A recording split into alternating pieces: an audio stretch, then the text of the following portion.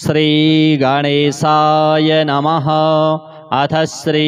विष्णु अष्टोत्तरशतनाम स्तोत्र। अष्टोत्तरशतं नाम्नां विष्णोरतुलतेजसः यस्य श्रवणमात्रेण नरो नारायणो भवेत्। विष्णुर्जिष्णुरवषट्कारो देवदेवो वृषाकपिः दामोदरो दीनबन्धु रादिदेवोदिते स्तुतः। पुण्डरीकः परानन्दः परमात्मा परात्परः परशुधारी विश्वात्मा कृष्णः कलिमलापः कौस्तुभोद्भासितो रस्को नरो नारायणो हरिः हरो हरप्रियः स्वामी वैकुण्ठो विश्वतो मुखः ऋषिकेशो प्रमेयात्मा वराहो धरणीधरः वामनो वेदवक्ता च वासुदेवः सनातनः रामो विरामो विरजो रावणारी रमापतिः वैकुण्ठवासी वसुमान् धनदो धरणीधरः धर्मेशो धरणीनाथो ध्येयो धर्मभृतां वरः सहस्रशीर्षा पुरुषः सहस्राक्षः सहस्रपात् सर्वगः सर्ववित् सर्वः शरण्यः साधुवल्लभः कौसल्यानन्दनः श्रीमान् राक्षसः कुलनाशकः जगत्कर्ता जगद्धर्ता जगज्जेता जनार्तिः जानकी वल्लभो देवो जयरूपो जलेश्वरः क्षीराब्धिवासी क्षीराब्धि तनया वल्लभस्तथा शेषशायी पन्नगारी वाहनो विष्टरस्रवः माधवो मथुरानाथो मुकुन्दो मोहनाशनः दैत्यारिः पुण्डरीकाक्षो ह्यच्युतो मधुसूदनः सोमसूर्याग्निनयनो नृसिंहो भक्तवत्सलः नित्यो निरामयः शुद्धो वरदेवो जगत्प्रभुः हयग्रीवो जितरिपुः उपेन्द्रो रुक्मिणीपतिः सर्वदेवमयः श्रीशः सर्वाधारः सनातनः सौम्यः सौम्यप्रदः स्रष्टा विश्वक्सेनो जनार्दनः यशोदातनयो योगी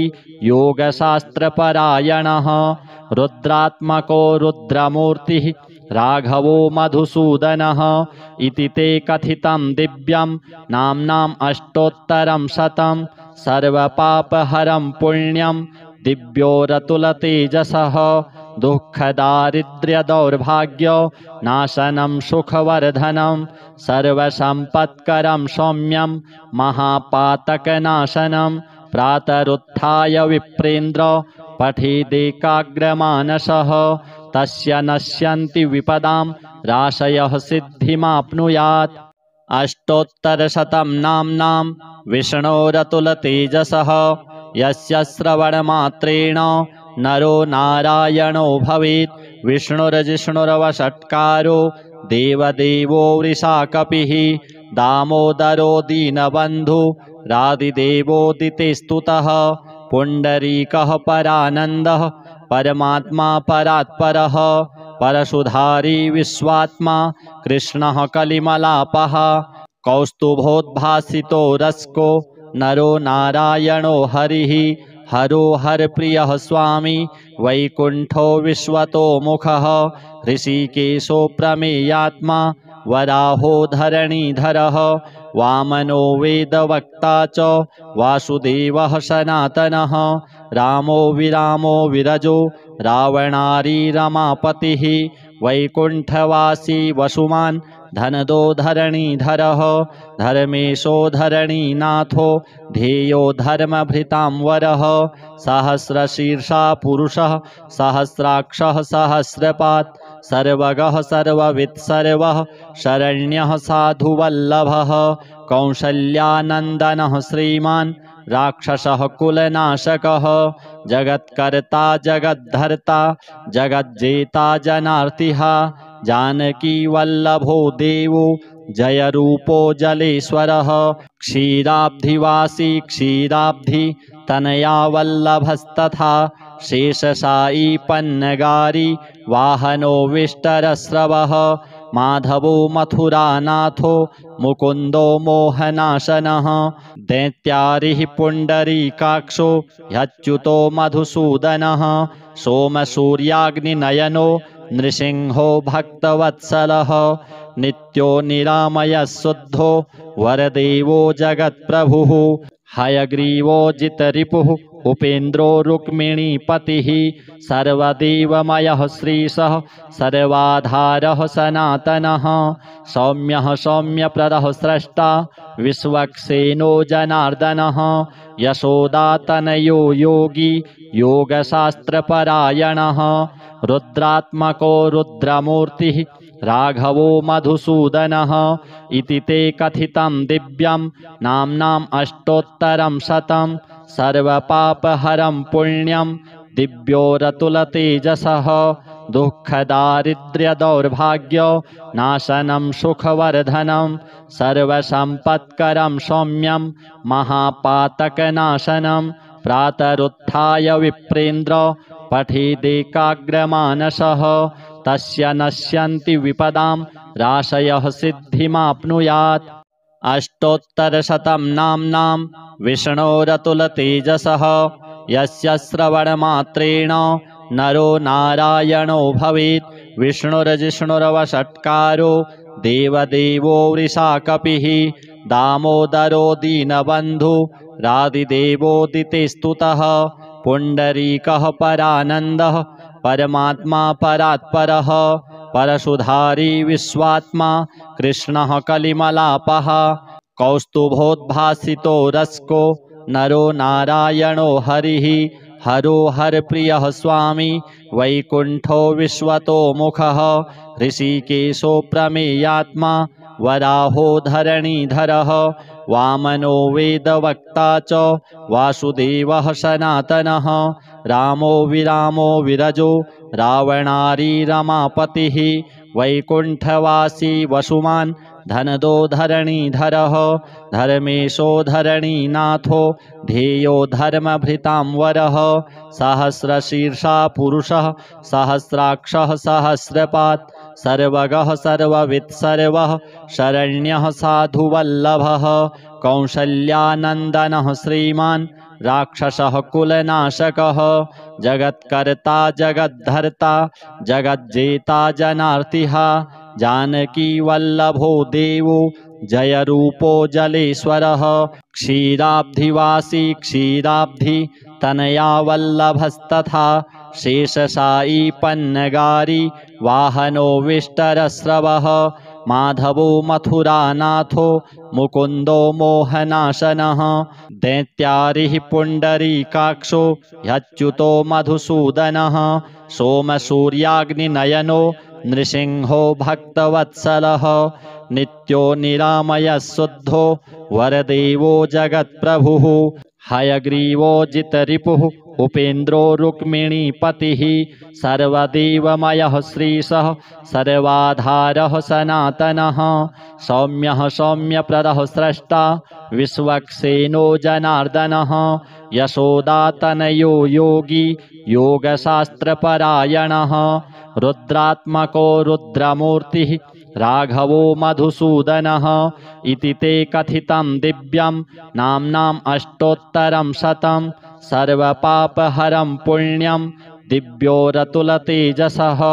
दुःखदारिद्र्यदौर्भाग्य नाशनं सुखवर्धनं सर्वसम्पत्करं सौम्यं महापातकनाशनं प्रातरुत्थाय विप्रेन्द्र पठेदेकाग्रमानसः तस्य नश्यन्ति विपदां राशयः सिद्धिमाप्नुयात् अष्टोत्तरशतं नाम्नां विष्णोरतुलतेजसः यस्य श्रवणमात्रेण नरो नारायणो भवेत् विष्णुर्जिष्णुरवषट्कारो देवदेवो वृषाकपिः दामोदरो दीनबन्धु रादिदेवोदिते स्तुतः पुण्डरीकः परानन्दः परमात्मा परात्परः परशुधारी विश्वात्मा कृष्णः कलिमलापः कौस्तुभोद्भासितो रस्को नरो नारायणो हरिः हरो हरप्रियः स्वामी वैकुण्ठो विश्वतोमुखः ऋषिकेशो प्रमेयात्मा वराहो धरणीधरः वामनो वेदवक्ता च वासुदेवः सनातनः रामो विरामो विरजो रावणारी रमापतिः वैकुण्ठवासी वसुमान् धनदो धरणीधरः धर्मेशो धरणीनाथो ध्येयो धर्मभृतां वरः सहस्रशीर्षा पुरुषः सहस्राक्षः सहस्रपात् सर्वगः सर्ववित् सर्वः शरण्यः साधुवल्लभः कौसल्यानन्दनः श्रीमान् राक्षसः कुलनाशकः जगत्कर्ता जगद्धर्ता जगज्जेता जनार्तिः जानकी वल्लभो देवो जयरूपो जलेश्वरः क्षीराब्धिवासी क्षीराब्धि तनया वल्लभस्तथा शेषशायी पन्नगारी वाहनो विष्टरस्रवः माधवो मथुरानाथो मुकुन्दो मोहनाशनः दैत्यारिः पुण्डरीकाक्षो ह्यच्युतो मधुसूदनः सोमसूर्याग्निनयनो नृसिंहो भक्तवत्सलः नित्यो निरामयः शुद्धो वरदेवो जगत्प्रभुः हयग्रीवो जितरिपुः उपेन्द्रो रुक्मिणीपतिः सर्वदेवमयः श्रीशः सर्वाधारः सनातनः सौम्यः सौम्यप्रदः स्रष्टा विश्वक्सेनो जनार्दनः यशोदातनयो योगी योगशास्त्रपरायणः रुद्रात्मको रुद्रमूर्तिः राघवो मधुसूदनः इति ते कथितं दिव्यं नाम्नाम् अष्टोत्तरं शतं सर्वपापहरं पुण्यं दिव्योरतुलतेजसः दुःखदारिद्र्यदौर्भाग्य नाशनं सुखवर्धनं सर्वसम्पत्करं सौम्यं महापातकनाशनं प्रातरुत्थाय विप्रेन्द्र पठेदेकाग्रमानसः तस्य नश्यन्ति विपदां राशयः सिद्धिमाप्नु अष्टोत्तरशतं नाम्नां विष्णोरतुलतेजसः यस्य श्रवणमात्रेण नरो नारायणो भवेत् विष्णुर्जिष्णुरवषट्कारो देवदेवो वृषाकपिः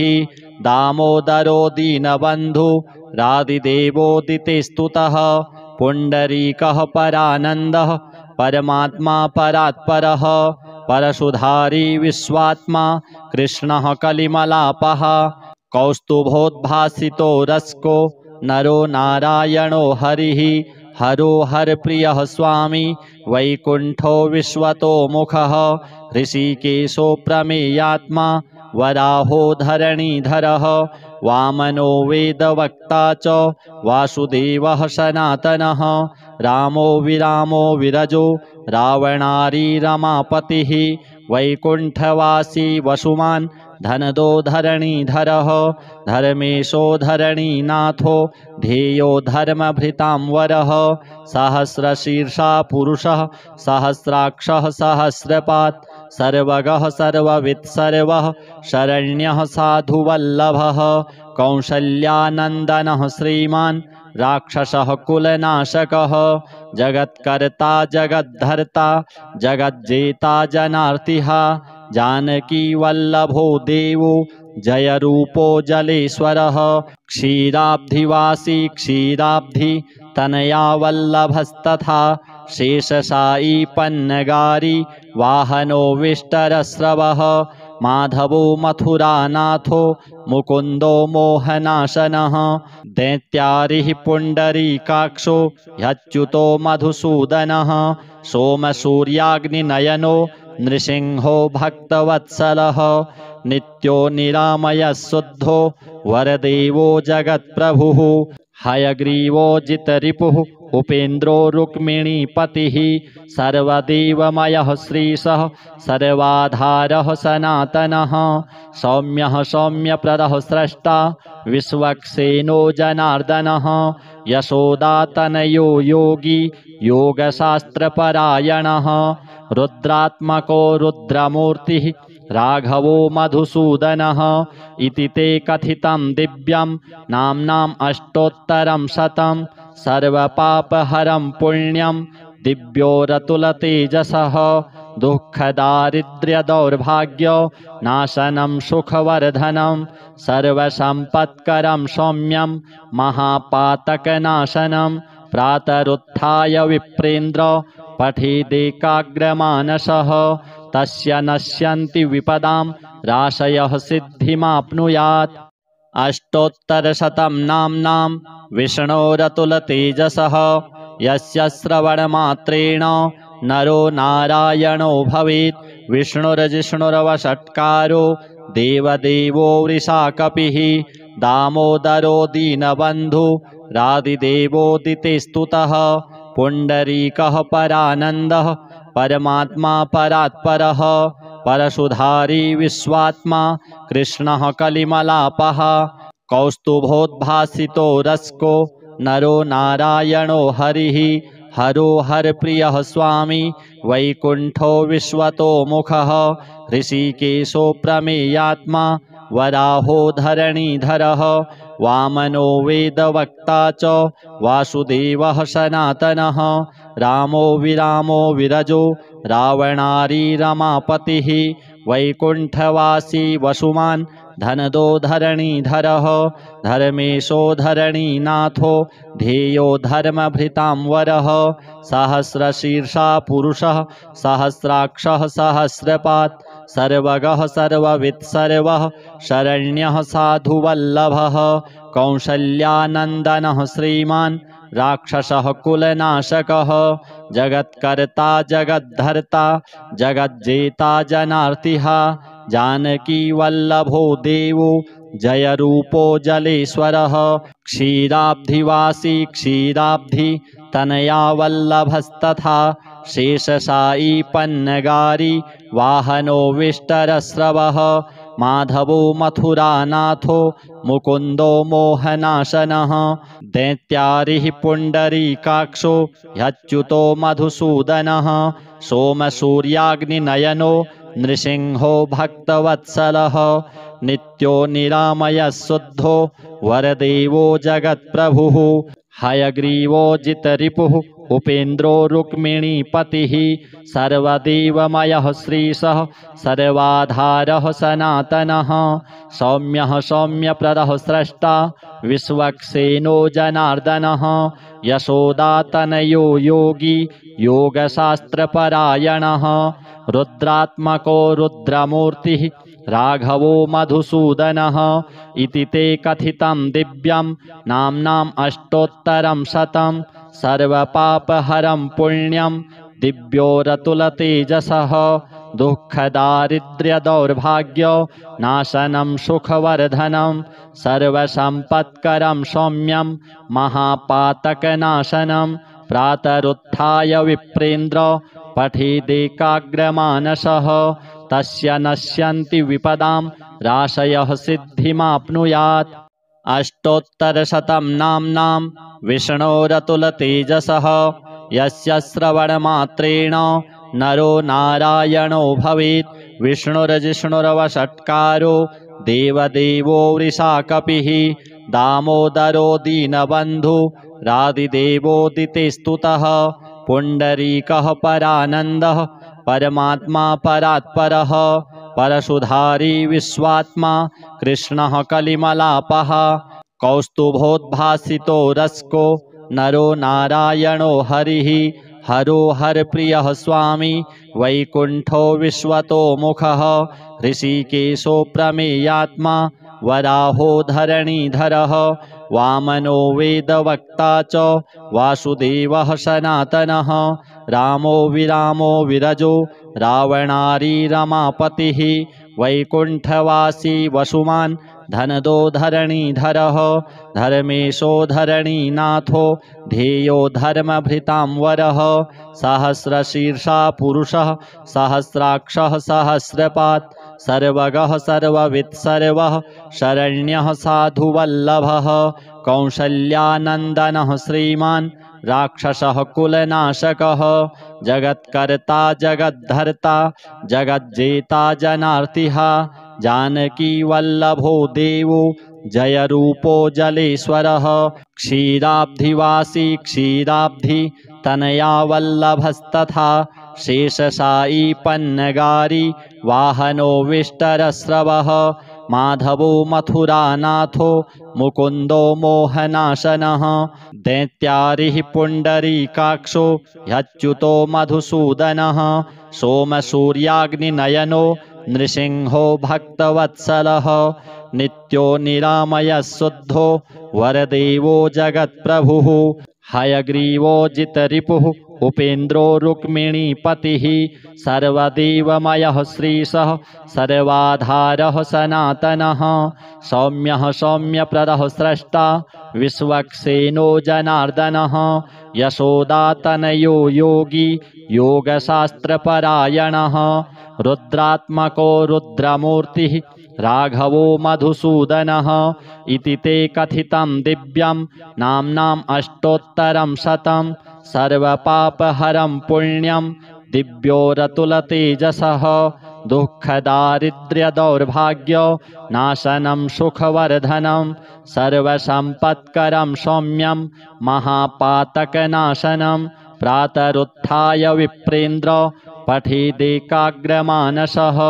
तस्य नश्यन्ति विपदां राशयः सिद्धिमाप्नुयात्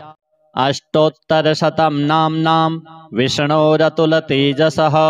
यस्य श्रवणमात्रेण नरो नारायणो भवेत् विष्णुर्जिष्णुरवषट्कारो देवदेवो वृषाकपिः दामोदरो दीनबन्धु रादिदेवोदिते स्तुतः पुण्डरीकः परानन्दः परमात्मा परात्परः परशुधारी विश्वात्मा कृष्णः कलिमलापः कौस्तुभोद्भासितो रस्को नरो नारायणो हरिः हरो हरप्रियः स्वामी वैकुण्ठो विश्वतो मुखः ऋषिकेशो प्रमेयात्मा वराहो धरणीधरः वामनो वेदवक्ता च वासुदेवः सनातनः रामो विरामो विरजो रावणारी रमापतिः वैकुण्ठवासी वसुमान् धनदो धरणीधरः धर्मेशो धरणीनाथो ध्येयो धर्मभृतां वरः सहस्रशीर्षा पुरुषः सहस्राक्षः सहस्रपात् सर्वगः सर्ववित् सर्वः शरण्यः साधुवल्लभः कौसल्यानन्दनः श्रीमान् राक्षसः कुलनाशकः जगत्कर्ता जगद्धर्ता जगज्जेता जनार्तिः जानकी वल्लभो देवो जयरूपो जलेश्वरः क्षीराब्धिवासी क्षीराब्धि तनया वल्लभस्तथा शेषशायी पन्नगारी वाहनो विष्टरस्रवः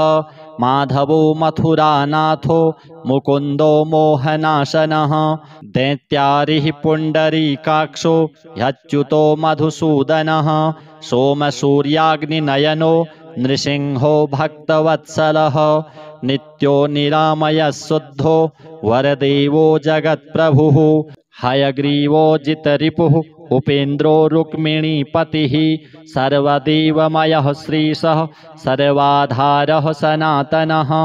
सौम्यः सौम्यप्रदः स्रष्टा विश्वक्सेनो जनार्दनः यशोदातनयो योगी योगशास्त्रपरायणः रुद्रात्मको रुद्रमूर्तिः राघवो मधुसूदनः इति ते कथितं दिव्यं नाम्नाम् अष्टोत्तरं शतं सर्वपापहरं पुण्यं दिव्योरतुलतेजसः दुःखदारिद्र्यदौर्भाग्य नाशनं सुखवर्धनं सर्वसम्पत्करं सौम्यं महापातकनाशनं प्रातरुत्थाय विप्रेन्द्र पठेदेकाग्रमानसः तस्य नश्यन्ति विपदां राशयः सिद्धिमाप्नुयात् अष्टोत्तरशतं नाम्नां विष्णोरतुलतेजसः यस्य श्रवणमात्रेण नरो नारायणो भवेत् विष्णुर्जिष्णुरवषट्कारो देवदेवो वृषाकपिः दामोदरो दीनबन्धु रादिदेवोदिते स्तुतः पुण्डरीकः परानन्दः परमात्मा परात्परः परशुधारी विश्वात्मा कृष्णः कलिमलापः कौस्तुभोद्भासितो रस्को नरो नारायणो हरिः हरो हरप्रियः स्वामी वैकुण्ठो विश्वतो मुखः ऋषिकेशो प्रमेयात्मा वराहो धरणीधरः वामनो वेदवक्ता च वासुदेवः सनातनः रामो विरामो विरजो रावणारी रमापतिः वैकुण्ठवासी वसुमान् धनदो धरणीधरः धर्मेशो धरणीनाथो ध्येयो धर्मभृतां वरः सहस्रशीर्षा पुरुषः सहस्राक्षः सहस्रपात् सर्वगः सर्ववित् सर्वः शरण्यः साधुवल्लभः कौसल्यानन्दनः श्रीमान् राक्षसः कुलनाशकः जगत्कर्ता जगद्धर्ता जगज्जेता जनार्तिः जानकी वल्लभो देवो जय रूपो जलेश्वरः क्षीराब्धिवासी क्षीराब्धि तनया वल्लभस्तथा शेषशायी पन्नगारी वाहनो विष्टरस्रवः माधवो मथुरानाथो मुकुन्दो मोहनाशनः दैत्यारिः पुण्डरीकाक्षो ह्यच्युतो मधुसूदनः सोमसूर्याग्निनयनो नृसिंहो भक्तवत्सलः नित्यो निरामयः शुद्धो वरदेवो जगत्प्रभुः हयग्रीवो जितरिपुः उपेन्द्रो रुक्मिणीपतिः सर्वदेवमयः श्रीशः सर्वाधारः सनातनः सौम्यः सौम्यप्रदः स्रष्टा विश्वक्सेनो जनार्दनः यशोदातनयो योगी योगशास्त्रपरायणः रुद्रात्मको रुद्रमूर्तिः राघवो मधुसूदनः इति ते कथितं दिव्यं नाम्नाम् अष्टोत्तरं शतं सर्वपापहरं पुण्यं दिव्योरतुलतेजसः दुःखदारिद्र्यदौर्भाग्य नाशनं सुखवर्धनं सर्वसम्पत्करं सौम्यं महापातकनाशनं प्रातरुत्थाय विप्रेन्द्र पठेदेकाग्रमानसः तस्य नश्यन्ति विपदां राशयः सिद्धिमाप्नुयात् अष्टोत्तरशतं नाम्नां विष्णोरतुलतेजसः यस्य श्रवणमात्रेण नरो नारायणो भवेत् विष्णुर्जिष्णुरवषट्कारो देवदेवो वृषाकपिः दामोदरो दीनबन्धु रादिदेवोदितेस्तुतः पुण्डरीकः परानन्दः परमात्मा परात्परः परशुधारी विश्वात्मा कृष्णः कलिमलापः कौस्तुभोद्भासितो रस्को नरो नारायणो हरिः हरो हरप्रियः स्वामी वैकुण्ठो विश्वतो मुखः ऋषिकेशो प्रमेयात्मा वराहो धरणीधरः वामनो वेदवक्ता च वासुदेवः सनातनः रामो विरामो विरजो रावणारी रमापतिः वैकुण्ठवासी वसुमान् धनदो धरणीधरः धर्मेशो धरणीनाथो ध्येयो धर्मभृतां वरः सहस्रशीर्षा पुरुषः सहस्राक्षः सहस्रपात् सर्वगः सर्ववित् सर्वः शरण्यः साधुवल्लभः कौसल्यानन्दनः श्रीमान् राक्षसः कुलनाशकः जगत्कर्ता जगद्धर्ता जगज्जेता जनार्तिः जानकी वल्लभो देवो जय रूपो जलेश्वरः क्षीराब्धिवासी क्षीराब्धि तनया वल्लभस्तथा शेषशायी पन्नगारी वाहनो विष्टरस्रवः माधवो मथुरानाथो मुकुन्दो मोहनाशनः दैत्यारिः पुण्डरीकाक्षो ह्यच्युतो मधुसूदनः सोमसूर्याग्निनयनो नृसिंहो भक्तवत्सलः नित्यो निरामयः शुद्धो वरदेवो जगत्प्रभुः हयग्रीवो जितरिपुः उपेन्द्रो रुक्मिणीपतिः सर्वदेवमयः श्रीशः सर्वाधारः सनातनः सौम्यः सौम्यप्रदः स्रष्टा विश्वक्सेनो जनार्दनः यशोदातनयो योगी योगशास्त्रपरायणः रुद्रात्मको रुद्रमूर्तिः राघवो मधुसूदनः इति ते कथितं दिव्यं नाम्नाम् अष्टोत्तरं शतं सर्वपापहरं पुण्यं दिव्योरतुलतेजसः दुःखदारिद्र्यदौर्भाग्य नाशनं सुखवर्धनं सर्वसम्पत्करं सौम्यं महापातकनाशनं प्रातरुत्थाय विप्रेन्द्र पठेदेकाग्रमानसः तस्य नश्यन्ति विपदां राशयः सिद्धिमाप्नुयात्। अष्टोत्तरशतं नाम्नां विष्णोरतुलतेजसः यस्य श्रवणमात्रेण नरो नारायणो भवेत्। विष्णुर्जिष्णुरवषट्कारो देवदेवो वृषाकपिः दामोदरो दीनबन्धु रादिदेवोदिते स्तुतः पुण्डरीकः परानन्दः परमात्मा परात्परः परशुधारी विश्वात्मा कृष्णः कलिमलापः कौस्तुभोद्भासितो रस्को नरो नारायणो हरिः हरो हरप्रियः स्वामी वैकुण्ठो विश्वतो मुखः ऋषिकेशो प्रमेयात्मा वराहो धरणीधरः वामनो वेदवक्ता च वासुदेवः सनातनः रामो विरामो विरजो रावणारी रमापतिः वैकुण्ठवासी वसुमान् धनदो धरणीधरः धर्मेशो धरणीनाथो ध्येयो धर्मभृतां वरः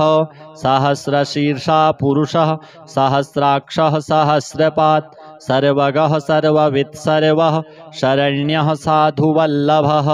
कौसल्यानन्दनः श्रीमान् राक्षसः कुलनाशकः